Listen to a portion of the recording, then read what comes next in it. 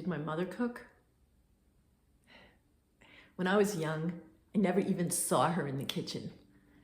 Food just appeared at mealtime, as if by magic, all steaming and ready to eat. Lacey would serve it on these big white serving platters with a raised rim of china acorns. Our plates had the same rim. 22 acorns per plate, each about the size of a lump of chewed gum. And when I was very young, I used to try and pry them off with my knife. We ate every night at 8 p.m. sharp because my parents didn't start their cocktail hour until 7. But since dinner time was meant to exchange news of the day, the emphasis was always on talking, never on eating. My father would bolt down his food, and my mother would play with hers, sculpting it into hills and then mashing it back down through her fork.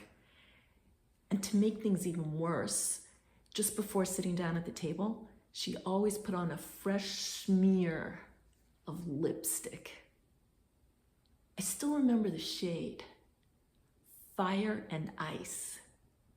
It was a dark, throbbing red that rubbed off on her fork in big, waxy clumps that stained her food pink, so that by the end of the first course, she rendered everything into a kind of rosy puree.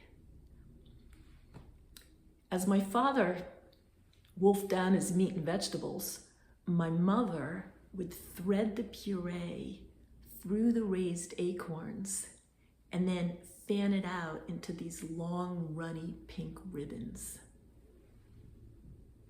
I couldn't eat a thing. Wake up, America! You will not be excused from this table until you clean your plate, she would trumpet to me. So I would take several mouthfuls, and then when no one was looking, I'd spit it in my napkin. And each night, I systematically transferred everything on my plate into my life-saving napkin.